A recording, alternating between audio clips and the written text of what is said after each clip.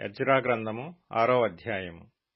అప్పుడు రాజైన దర్యావేషు ఆజ్ఞ ఇచ్చినందున బబులోనులో ఖజానాలోని దస్తావేజు కొట్టులో వెదకగా మాదీయుల ప్రదేశమందు ఎగ్బతానా అను పురములో ఒక గ్రంథము దొరికెను. దానిలో వ్రాయబడియున్న ఈ సంగతి కనబడెను.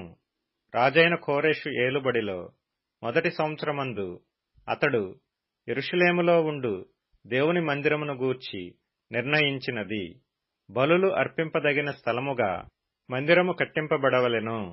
దాని పునాదులు గట్టిగా వేయబడవలెను.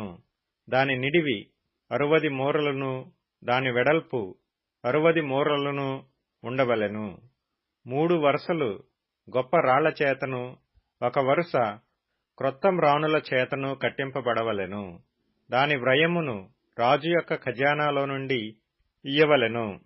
మరియు యెరూషలేములోనున్న ఆలయములో నుండి నెబుకద్నెజరు బబులోనునకు తీసుకుని వచ్చిన దేవుని మందిరము యొక్క వెండి బంగారు ఉపకరణములు తిరిగి అప్పగింపబడి యెరూషలేములోనున్న మందిరమునకు తేబడి దేవుని మందిరములో వాటి స్థలమందు పెట్టబడవలెను.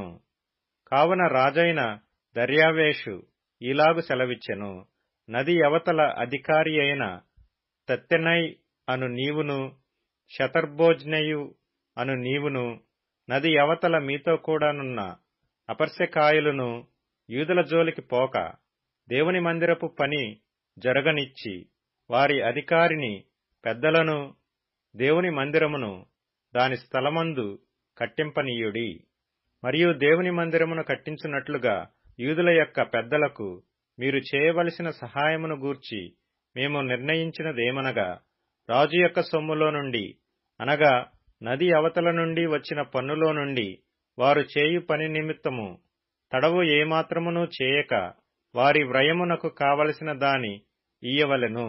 మరియు ఆకాశమందలి దేవునికి దహనబలులు అర్పించుటకై కోడెలేగాని, గొర్రెపొట్టేళ్లేగాని, గొర్రెపిల్లలేగాని, గోధుమలేగాని, ఉప్పేగాని, ద్రాక్షరసమేగాని, నూనెయేగాని యెరూషలేములోనున్న యాజకులు ఆకాశమందలి దేవునికి సువాసనయైన అర్పణలను అర్పించి రాజును అతని కుమారులను జీవించున్నట్లు ప్రార్థన చేయు నిమిత్తమై వారు చెప్పిన దానిని బట్టి ప్రతి దినమును తప్పకుండా వారికి కావలసినదంతయు ఇయ్యవలెను.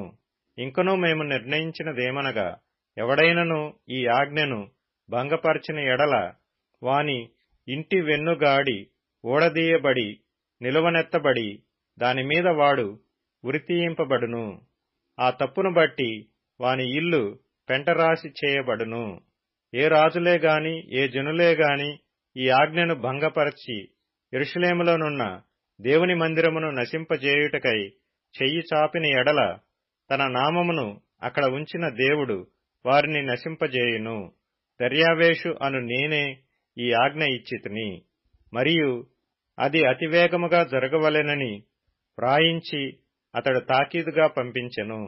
అప్పుడు నది యువతల అధికారి అయిన తత్తెనయ్యును, షతర్బోజ్నయియును వారి పక్షమున నున్నవారును రాజైన దర్యావేషు ఇచ్చిన ఆజ్ఞ చొప్పున వేగముగా పని జరిపించిరి. యూదుల పెద్దలు కట్టించుచు ప్రవక్తయైన హగ్గయియు, ఇద్దో కుమారుడైన జకర్యాయు హెచ్చరించుచున్నందున పని బాగుగా జరిపిరి.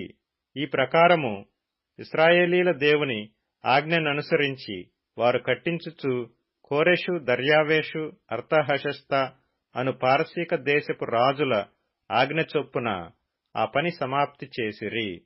రాజైన దర్యావేషు ఏలుబడియందు 6వ సంవత్సరము అదారు నెల 3వ నాటికి మందిరము సమాప్తి చేయబడెను. అప్పుడు ఇశ్రాయేలీయులను, యాజకులను, లేవీయులను, చెరలో నుండి విడుదల నొందిన తక్కిన వారును దేవుని మందిరమును ఆనందముతో ప్రతిష్ఠించిరి. దేవుని మందిరమును ప్రతిష్ఠించినప్పుడు 100 ఎడ్లను, 200 పొట్టేళ్లను, 400 గొర్రెపిల్లలను ఇశ్రాయేలీలకందరికిని పాప పరిహారార్థ బలిగా ఇశ్రాయేలీల గోత్రముల లెక్క చొప్పున 12 మేకపోతులను అర్పించిరి. మరియు వారు యెరూషలేములోనున్న దేవుని సేవ జరిపించుటకై మోషే యొక్క గ్రంథమందు వ్రాసిన దానిని బట్టి తరగతుల చొప్పున యాజకులను, వరుసల చొప్పున లేవీయులను నిర్ణయించిరి. చెరలో నుండి విడుదల నొందిన వారు మొదటి నెల 14వ దినమున పస్కా పండుగ ఆచరించిరి. యాజకులను, లేవీయులను తమను తాము పవిత్రపరుచుకొని పవిత్రులైన తరువాత చెరలో నుండి విడుదల నొందిన వారందరి కొరకును, తమ బంధువులైన యాజకుల కొరకును, తమ కొరకును పస్కా పశువును వధించిరి. కావున చెరలో నుండి విడుదల నొంది తిరిగి వచ్చిన ఇశ్రాయేలీయులను ఇశ్రాయేలీయుల దేవుడైన యెహోవాను ఆశ్రయించుటకై దేశమందుండు అన్యజనులలో అపవిత్రత నుండి తమను తాము ప్రత్యేకించుకొనిన వారందరూ వచ్చి తిని పులియని రొట్టెల పండుగను 7 దినములు ఆనందముతో ఆచరించిరి. ఏలయనగా ఇశ్రాయేలీయుల దేవుని మందిరపు పని విషయమై వారి చేతులను బలపరచుటకు యెహోవా అష్షూరు రాజు హృదయమును వారి వైపు త్రిప్పి వారిని సంతోషింపజేసెను.